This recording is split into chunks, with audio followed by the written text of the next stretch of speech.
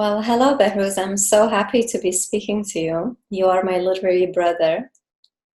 Yeah, thank you very much. Yeah, it's pleasure. Yeah, I'm happy to be here and we talk about our experience as a writer.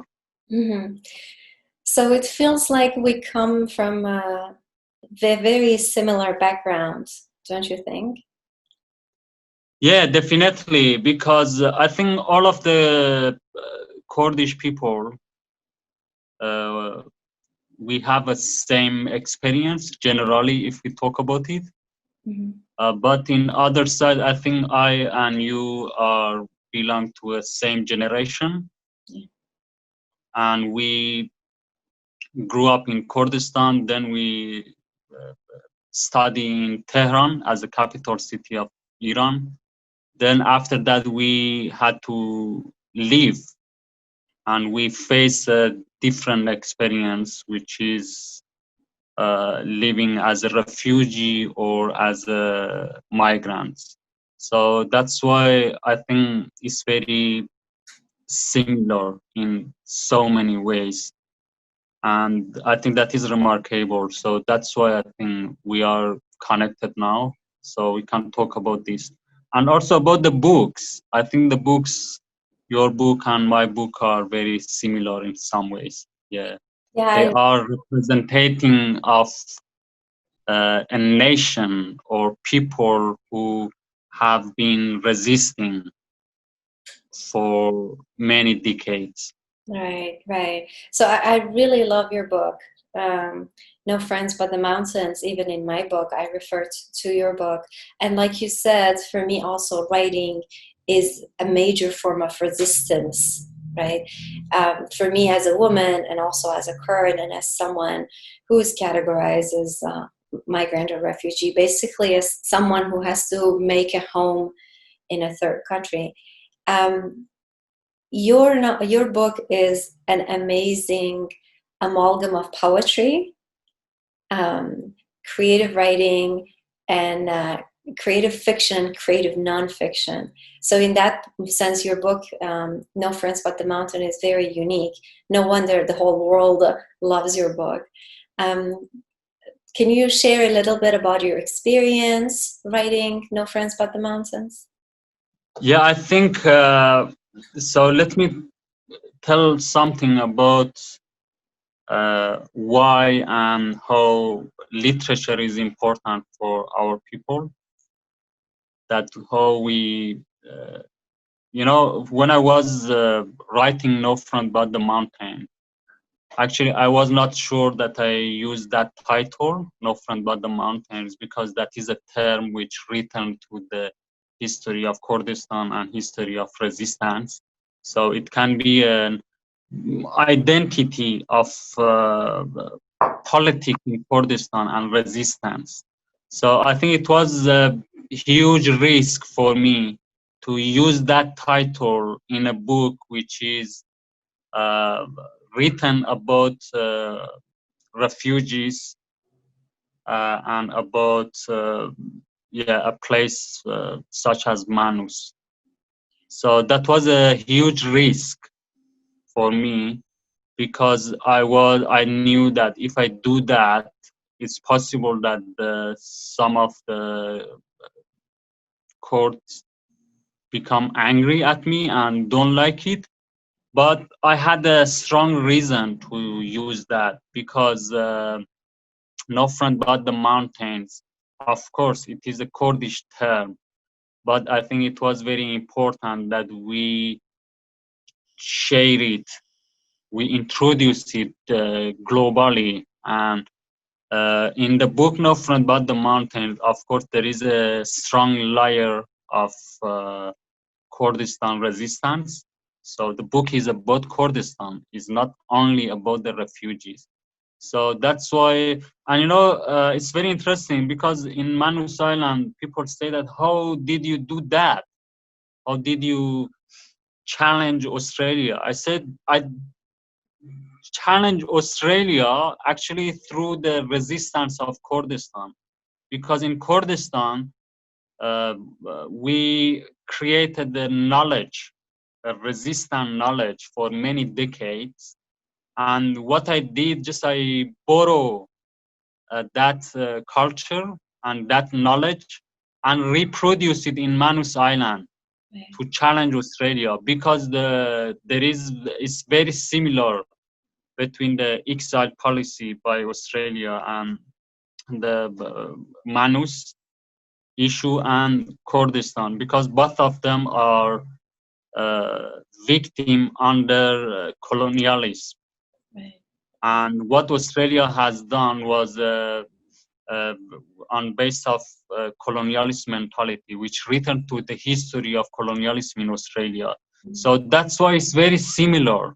It's very similar. And what I did, just I reproduced it in Manus Island in two ways. First, I didn't introduce refugees as a victim,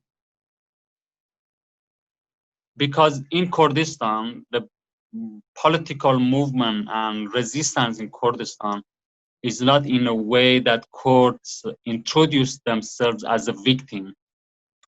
Kurdish people are always push them back, and that is important. And the second thing is that I didn't work to make the situation better. I work to challenge the whole system, to create a fundamental change. And that exactly returned to Kurdistan resistance. The Kurdistan resistance is not just to create a small change. Kurdistan movement is to create a fundamental change, which is very important. So that's why I use this term, and I'm happy about that, because actually through this book and the events everywhere, we introduce Kurdistan resistance. And so everywhere that I go, any event that I attend, definitely we talk about Kurdistan too, which is very important. And that is very similar to your work. To be honest, when I hear that you published your book, uh, I became so happy, because really literature is important for us. That you, in a global uh, stage, you introduce this resistance through your book. You introduce the knowledge of resistance. You introduce Kurdistan resistance in that stage, which is very incredible and very important. We have lots of big writers, but unfortunately, when I introduce them to people here in New Zealand or in Australia, it's difficult for people to find the books. They said, even Sherko Bikas, it is our biggest poet, but people, when they go to the library, they cannot find their works. And that's why I think it's very important, your book. Yeah. So I really like to hear from you that why did you write this book in English? Thank you, Behrouz. So my book, unlike yours, doesn't have a Kurdish titles. Like Daughters of Smoke and Fire is not directly Kurdish, but it is, because fire is so important in Kurdish culture. And I think I was looking at, like you said, for me, that idea of Ber khodan jiana, resistance is life, I'm not giving up, I'm not giving in, was also ingrained to me from a very young age. That even my act of breathing was a form of resistance in a world that doesn't like Kurds, it doesn't like women, doesn't like minorities within Iran, and so that has always stayed with me. And how wonderful that, despite everything we have gone through, we have this fearlessness and this fierce spirit that we take with us into conditions like living in Manus, like you mentioned. And then even the flower on my book is Shler. And the reason I chose Shler is because for me that flower represents Kurdish women. because schleer is a flower that grows in really difficult condition. It's a wild flower. No one actually takes care of it. And it's a flower that disregards borders that separate Kurdistan.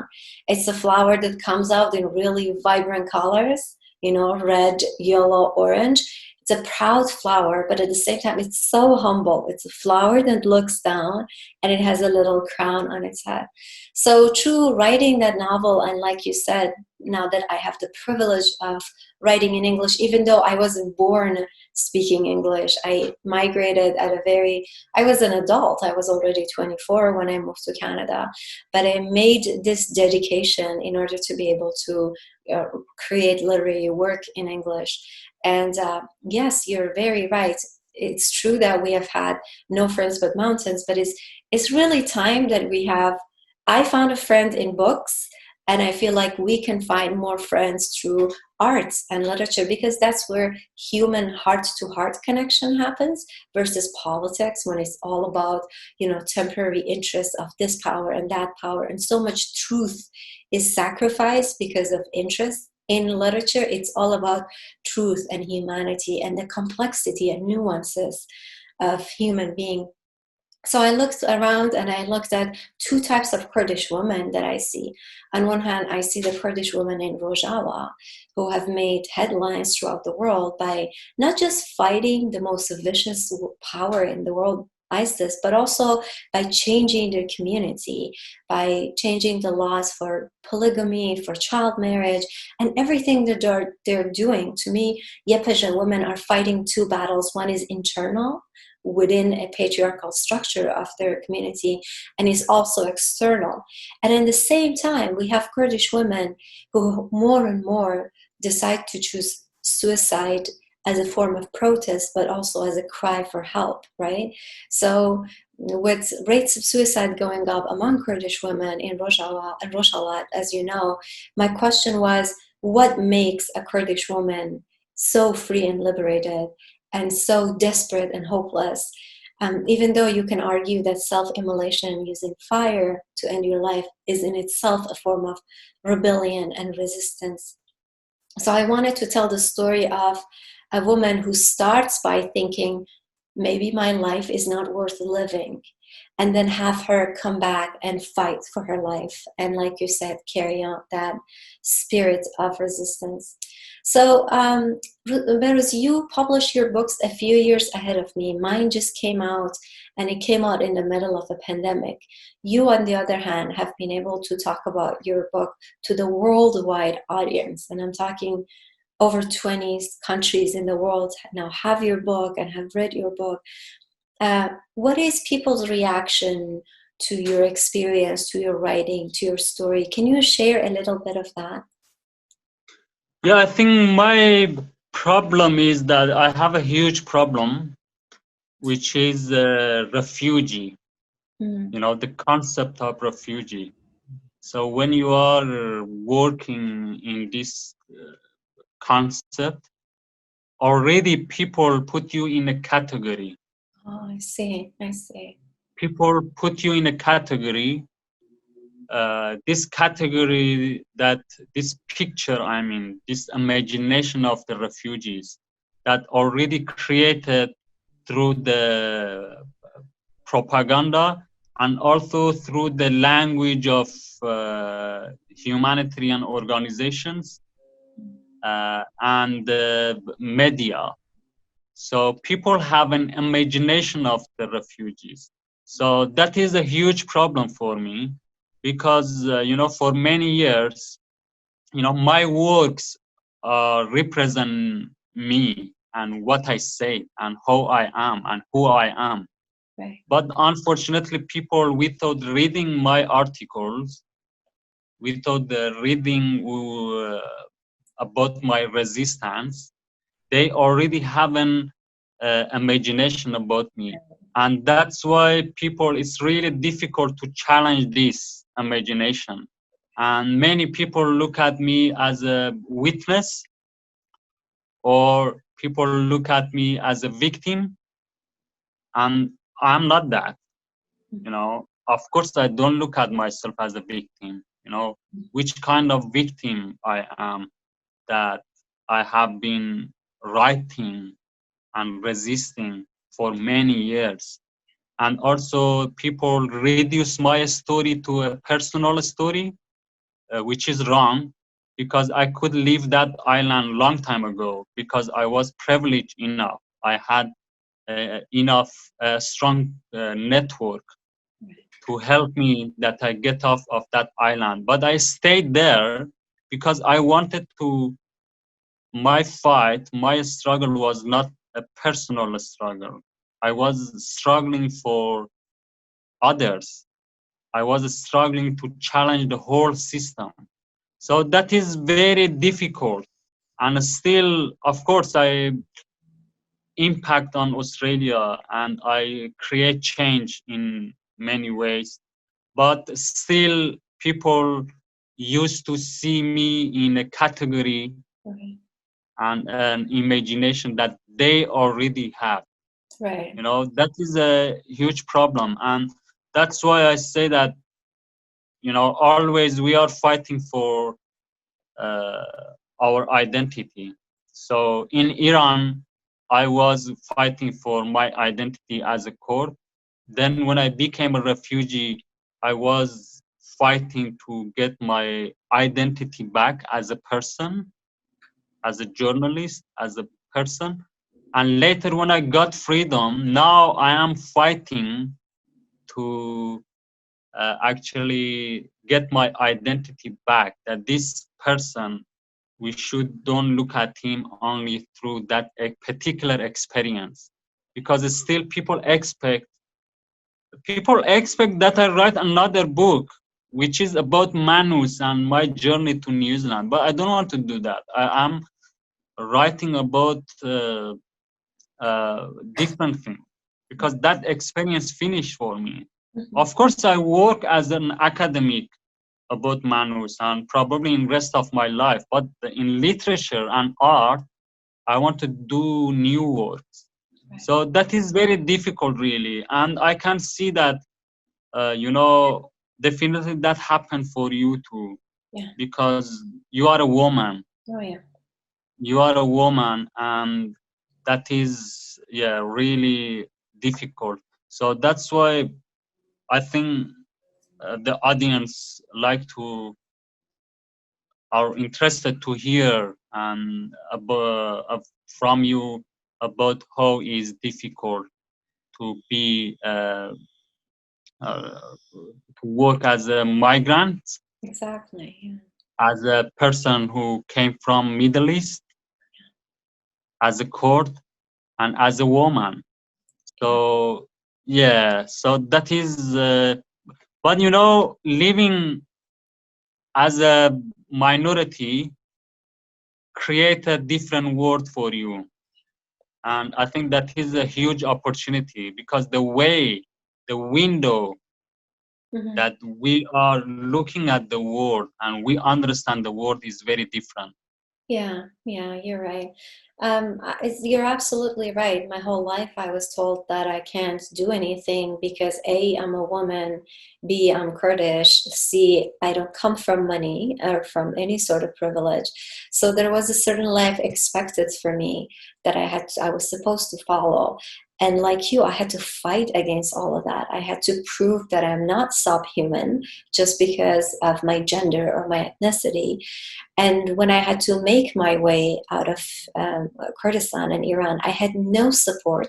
No one ever said, Ava, good for you, make it out and you will be successful. That's not what anyone told me. Everyone was saying, no, you have to stay here, you have to get married. If you go to one of these foreign countries, Western countries, you're going to die alone, you're going to have a horrible life, you might be homeless. But I knew that I had, like you said, a power within me that I could rely on, that I didn't need society to approve of me. I didn't need the community to tell me what I wanted in life. And I had to fight and get that. And when I made my way here, I realized, wait a minute, even here, there are some, like you said, so many assumptions about me, right? So many check marks that people expect me to fill out for them, so many ways that people expect you to present yourself. Um, And now I am starting to think my whole life I defined myself in opposition to patriarchy, in opposition to ethnocide.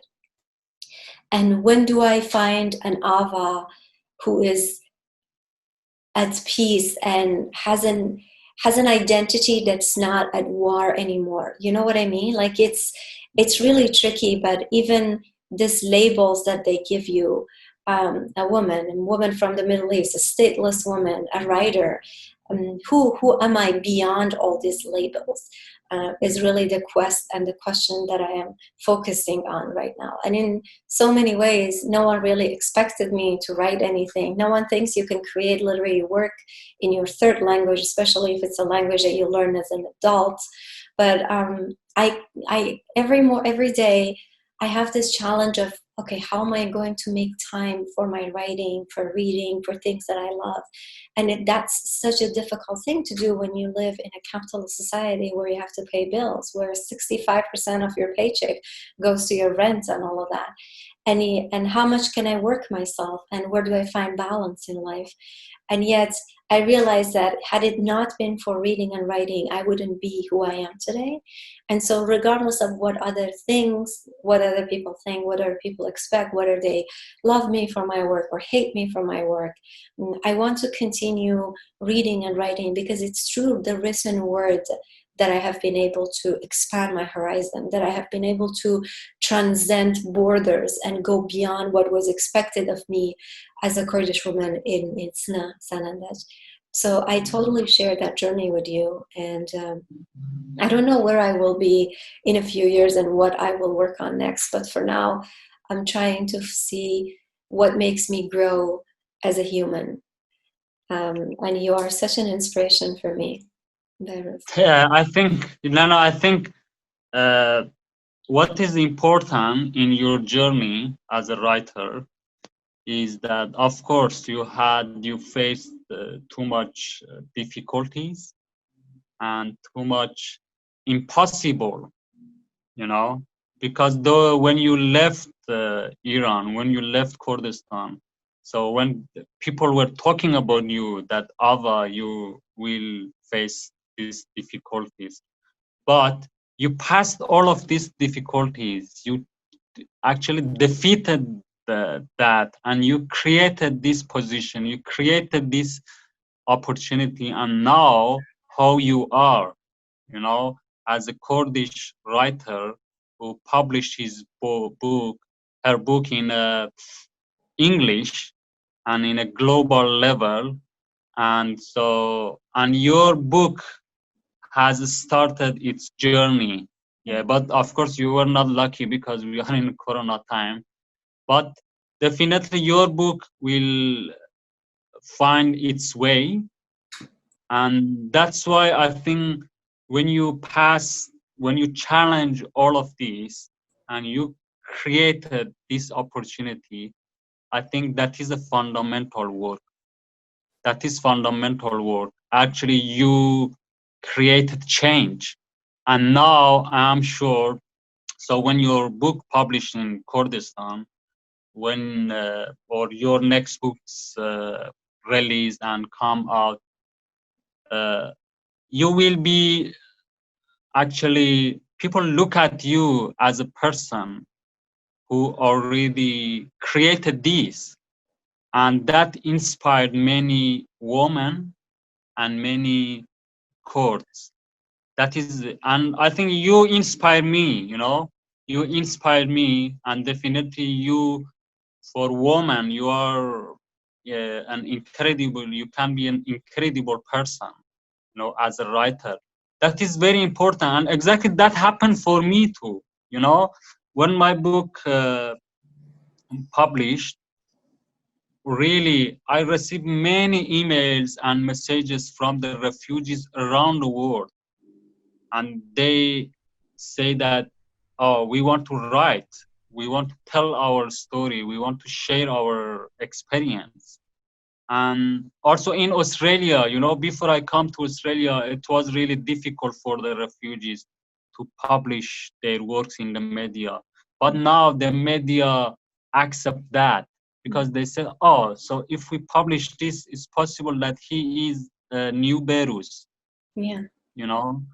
Yeah, it's very, change that is, creating change. Yeah, but of course your experience is very different with me in this context, because we are talking about Kurdistan, Right. and we are talking about the woman. Mm-hmm. Yeah, that is incredible, and I really am very hopeful that we, when I hear that news that a Kurdish woman in Canada published this book, yeah, I became happy because I saw that is what we should do, because I was quite disappointed when, for many years I have been in touch with writers and media in English world, and people say that, uh, tell us something about Kurdish writers and novelists and artists. And when I introduced them, and they say you should read this book, and later I found out that most of these books didn't translate to English and other languages. So that is very sad, that is very sad, because it's very important that because resistance is not only fighting in politics. Right. Actually, the fundamental resistance is happened through art and literature. It's very important when a nation, when a group of people have been resisting and fighting for many decades. It's very important that we transfer this experience and this tragedy or this to and introduce it to other part of the world, and people really understand the life of courts, not through only some news. Even with women, when we talk about the woman in Rojava and we say that they fight, people imagine them just as some people who are fighting, but they have there are so much beauty in that. Yeah. Yeah. And people just understand that through media, Yeah. just through journalism works. But Right. when you publish some works with literature and art about their lives, how they live, what they believe, what are they fighting for, Right. that, and bring the readers and audience into their lives and the environment, that is change. Yeah. That is change, not the news. Yeah, so that's why I think hopefully your book translate to Kurdish soon. It is. It is. Yeah.